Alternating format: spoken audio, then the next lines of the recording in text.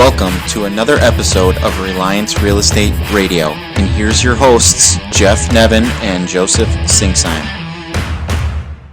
All right, hey, welcome back, guys. This week's episode is about stepping outside your comfort zone, right? I love it. Don't listen to your drunk monkey. Mm-hmm.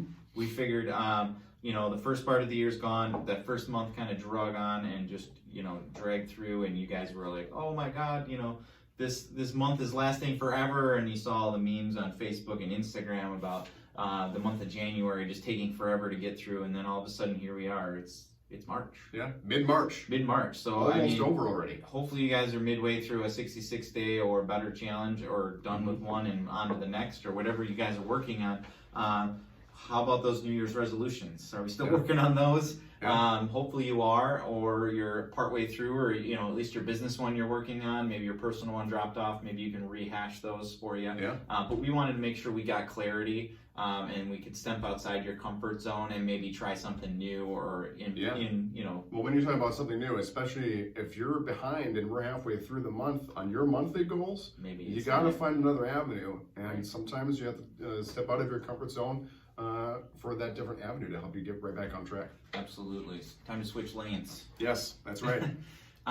So often we're afraid of taking the first step, right? Yep, I agree. But what's changed? From the very day we're born, we have that wonder and that excitement in our eyes to explore the world around us. So in this episode, we're just going to dive in a little bit of, maybe why that's changed, or what's going on, or what happened, or why are you a little bit more reluctant? We do have a very old type of brain. They call it the lizard brain, or whatever you want to call it. Yeah. But it's, we have to retrain that and gain clarity on why things happen for what reason. So Jeff and I are going to dive in here and just give you a little bit of insight or ways to hack that and get around it, right? Absolutely. I mean, the ability to take risks by stepping outside of your comfort zone is really the primary reason in which we do grow as individuals. Comfort zones are not really comfortable at all. They are riddled with fear. I mean, for example, Joe and I, one of our primary areas of revenue is we call for sale by owners and expired listings.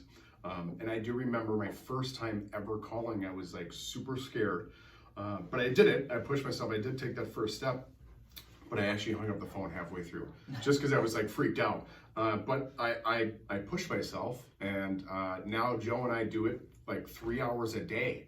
And we've gotten very comfortable with it, but it's because I got out of my comfort zone and took that step, or Initiated. Yeah, exactly. Process. Mm-hmm. Yeah. Absolutely. So breaking down those barriers of fear are very important. They'll actually help you break free, and you can actually finally start to learn about and enjoy whatever process or taking of risks that you're about to encounter, and it'll actually help you grow as a person, individual, in your business, as a leader, as a manager, as an employee. So we want to make sure that you are able to assess that. We actually call it failing forward. We've mentioned it tons of times in the other podcast videos that we've done, but failing forward essentially means that if you're not moving forward, if you're not making mistakes, you're not moving forward. Right. Every person makes mistakes, and as long as you learn from them, I think that's great, and then you can use that as a stepping stone to get to the next level. If you're not failing, you're not moving forward, you're staying stagnant, and you're doing the status quo. Absolutely. Just to get by and get things done, right? Yep, definitely get comfortable with that. I mean, the most successful people out there fail, and they learn from it. Yeah, absolutely. Yeah. So, like Joe mentioned before, don't listen to your drunk monkey. What is that? That is something that was framed by Gary Keller, I believe, right? Gary and Jay and Papazan, and with the making of Keller Williams and all the Kellerisms and stuff like that. That's one of their sayings. Yep. And basically, the drunk monkey is like the person on your shoulder telling you, like, hey, you can't do that. You're not going to be able to accomplish this or that. So what you want to do is not listen to your drunk monkey and just do it, like Nike or Shia LaBeouf, where he's like, do it. Yeah. Oh boy. Self-realization is the first step in the process. Become aware of what you feel is just outside of your comfort zone and identify those items.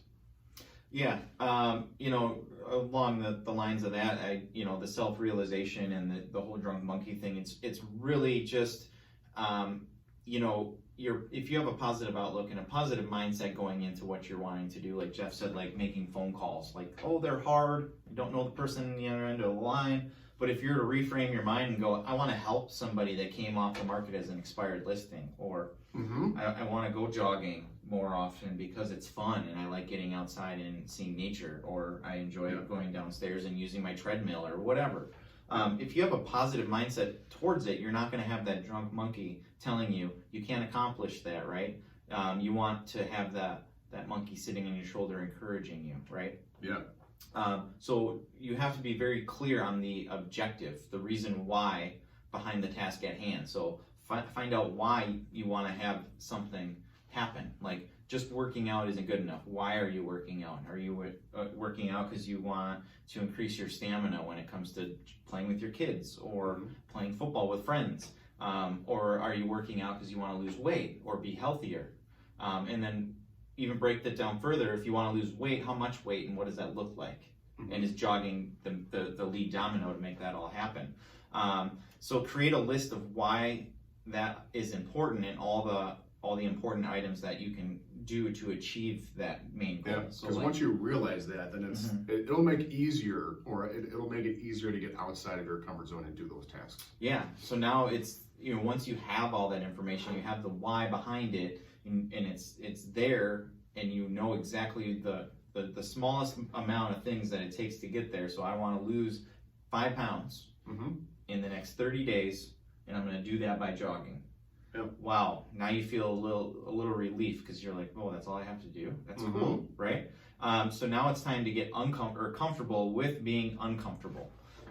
So one way to get outside your comfort zone is to literally expand your comfort zone, right? Just reach just outside, because just outside your comfort zone is where everything happens. Absolutely. Right? I mean, that's where you learn new things. That's where you get new skills. I mean, that's where risks have been taken. And then absolutely. So for those, for some people, diving right in works best, like myself. Literally, I have video of him diving off of my kids' playground equipment into the pool in our backyard. Yeah, that did happen. Twice. Because we didn't record it the first time. That's pretty funny. I just like, here, I'm just gonna do it. Dive in. And for others, they take baby steps. Wanting into uncomfortableness will help you ease into overcoming your fear.